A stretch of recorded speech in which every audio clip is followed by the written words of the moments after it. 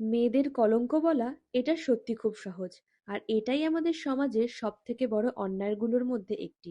কারণ সমাজের মেয়েদের চরিত্র, পোশাক, স্বাধীনতা, সিদ্ধান্ত সবকিছুর ওপর বিচার বসাতে পারে, কিন্তু একই কাজ যদি ছেলে করে তাহলে তার কোনো বিচার হয় না।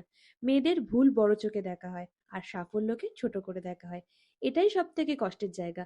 তাছাড়া যারা ভালো কাজ করে, সত্যিকারের পরিবর্তন আনে, তাদের প্রথমে খুব কম মানুষই পছন্দ করে।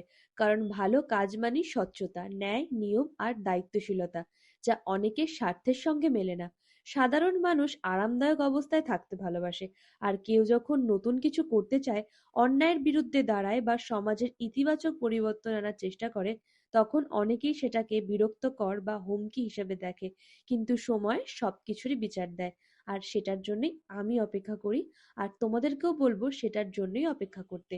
আমি একটু একটু করে নিজের জায়গাটা এমন করে তৈরি করছি বা করতে চাই, যাতে আমাকে কেউ দুটো বাজে কথা বললে আমার উত্তর যেন তোমরা দাও। আর সেটাই তোমরা প্রতিনিয়ত করে চলেছো।